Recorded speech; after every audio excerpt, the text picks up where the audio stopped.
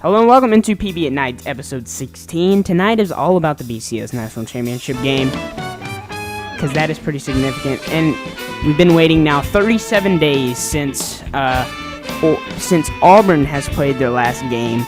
No, actually 37 days since the National Championship game was announced that Auburn and Oregon would be playing in the game. So that's crazy. Whoops. Oh, well, I stopped the music. Too bad. So tonight is going to be our preview night for the BCS National Championship game, which is kicking off in just about 50 minutes, so I just barely got this show in. I kind of forgot that it was going to start at 7 Central Time. I always, when they show 8 Eastern Time on the TV, I never really remembered to look and see that it's 8 o'clock Eastern Time, not 8 o'clock Central Time. But anyhow, we're going to be able to get this show onto the road. So, looking at this game, this is one of the most improbable national championship games that anyone could have predicted. I mean, Auburn had one of the most prolific offenses in the SEC. Now, granted, last year they did. Now, granted, this is something that a lot of people still were not ready for, that Auburn and Oregon would be facing off in the national championship game. But, what can you say? Things happen. Alabama had a down year this year, and to many people's, expectations, they ended up 10-3. A lot of people were predicting them to repeat, but it's very hard for them to repeat. And there's just so many things that people have been talking about in this Oregon-Auburn game, because they've had over 30 days, almost 40 days to talk about it. So, let's go ahead and jump in here. This is an ESPN Nation blog post. Did anybody really see this coming? The game is, of course, in Glendale, Arizona. Auburn's players have already hit the field briefly here at the University of Phoenix Stadium. A few came out in their sweats, running around and getting the lay of the land, so to speak. But, people are still making their predictions. I'm going to go ahead and make my prediction now. I'm picking Auburn to win 45-35. I know that's a high-scoring game, and a lot of people are debating, well, it may not be a high-scoring game, because these are two very prolific offenses. The offensives are going to be the talk of the game tonight. They already have been, and I'm sure they will be. But Auburn's got a pretty nice defense as well, headed up by Nick Fairley, the All-American defensive end. So we'll see what happens, but I'm kind of predicting that Auburn's defense will just kind of slow down Oregon's offense. Now, granted, I would have to admit, as an Alabama fan, I am kind of going for Oregon. Well, let's just say it won't bother me if Auburn wins the national championship, but if Oregon pulls it through, I'm not going to say I'm going to be disappointed. So, anyway, I know I'm going to get a lot of hatred for that. But anyway, so let's jump in here. Cam Newton, of course, the story, the Auburn quarterback, the Heisman Trophy winner, the number one player in the nation. Both of these schools have been awaiting a national championship shot for a while. Auburn came really close in 2004, but was kind of nipped out of the national championship game after going undefeated in the 2004 season. Oregon has never had a football team win the national championship in the NCAA. And Auburn's last national championship and only national championship being in 1957. Auburn's chemistry and resilience has been off the charts good. This is college football's biggest stage and the school's first national championship since 1957. Exactly what I just said. But anyway, like I said, defense for Auburn is going to be the key for the game. I'm saying, of course, Oregon's key for the game would be to stop Cam Newton, which no team has done for 4 quarters this season. The key there is to do it for 4 quarters.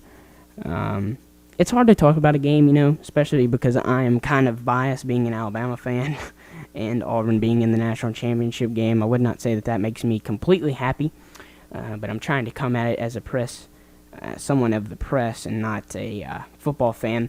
It's going to be a great game, high-scoring affair, hopefully.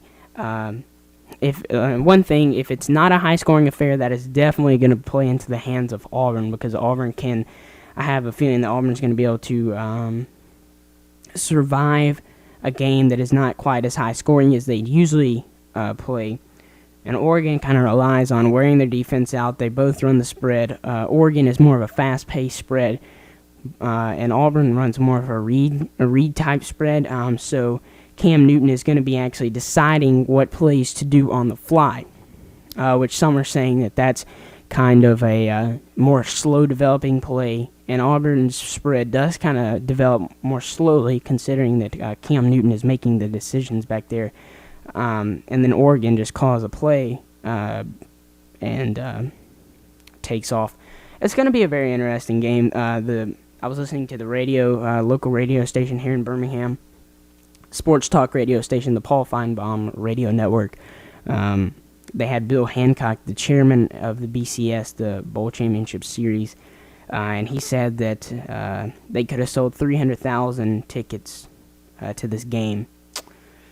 And tickets right before the game going as high as $5,000 a seat, which is crazy. $5,000 to watch one game for, what, I guess a 3.5, 4 hour game. That's crazy. But, some people were doing it, and there's been some talk, if you watch Gadget Gurus this morning, that Jacob and I have both been kind of semi-iced in. The whole state of Alabama has been under a winter weather advisory, 8 to 10 inches of snow in northern Alabama, central Alabama, a quarter to 3/4 of an inch of ice. South Alabama, where Auburn is located, a quarter, about, an eighth to a quarter of an inch of ice on the ground. So a lot of travel delays. A lot of people are stuck in Alabama that were hoping to be at the national championship game tonight. Unfortunately, will not be able to make it. Auburn, I know we've talked a lot about Auburn because I've seen Auburn play just about every game they have, especially that heartbreaker, at least for Alabama fans, in Auburn coming back by 24 down. They actually came back. It was 24-7 at halftime, but of course before Auburn scored right before the half, it was 24-0. So Auburn's got some resilience under their belt. They can come back from being down. They've actually went to overtime. I think it's 2 or 3 times this year, which is crazy for most teams. Alabama went to overtime last year. I don't think they went to overtime last year. They might have. No, I don't think they did against Tennessee. They had some nail biters, but definitely did not go to overtime. But let's talk about the Oregon offense here. They're a high-paced offense, like I said. They do a lot of things out of the spread. 95% of their offense is run out of the shotgun formation, 5 wide or 4 wide and 2 in the backfield or something like that. LaMichael James, their star player, their running back, he was in the Heisman Trophy running. I think third place vote getter behind Cam Newton and Andrew Luck. Great guy. He's really fast. And a lot of talk has been going around that Cam Newton is actually larger or the same size. There's no Oregon defensive player that outweighs Cam Newton, which is, of course, the Auburn quarterback, which seems like something that would not play to Oregon's into Oregon's hands at all. But we've seen after the TCU game a lot of. Sorry, I'm trying to get this up. We've seen a lot. We saw in the TCU game they have a very small defensive line, but they were able to stay up with the larger Wisconsin offensive line. So a lot of people are saying, hey, maybe Oregon can hang on. And I think one of the keys to Oregon is going to be make Cam Newton throw the ball. You have to make Cam Newton throw the ball. You can't let him sit back and just sit there and throw the ball at will. Now, granted, he's a great thrower, but I think he's a better runner than he is a thrower. The thing is, he's kind of like Mike Vick. I don't think Mike Vick is one of the best passers in the NFL, but the thing that kills you with Mike Vick is he'll run 60 yards and then he'll throw it for the 30 yards for the touchdown or whatever. That's the problem that you get, because then you start biting on the run, and as soon as you blitz 5 or something, he's back in the shotgun and he throws a deep one, and you're sitting there looking, you're like, what just happened? So this is going to be a very exciting game. Like I said, kicking off in about 40 minutes now. They're saying on SaturdayDownSouth.com, one of the greatest SEC blogs. I actually tried to get some of the guys from over there down or on tonight's program. Unfortunately, it was a little too late to do so. But anyway, there's one thing that they're saying will matter for Oregon, and that's gonna be to stop Cam Newton.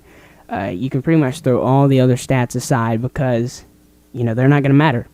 It's just gonna be simply Oregon versus Auburn. It doesn't matter what you've done to get to the national championship. You've got there. Now you have to play.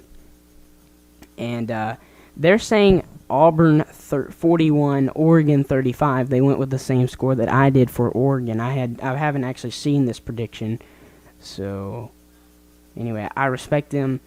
Like I said, there is a chance. I think that a lot of people are underestimating the fact that Oregon, one of the best teams in the nation, number two team in the nation. So anyhow, I think I know this is kind of a shorter episode, but I think we're gonna go ahead and end this episode so I can.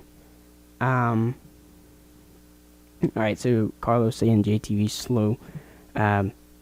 I think we're going to go ahead and end the episode. I'm anxious to see. We'll probably talk about what happened tomorrow night on PB at night. So until next time, guys, I'm Nick Jones, and hope you have fun watching the game. See you later.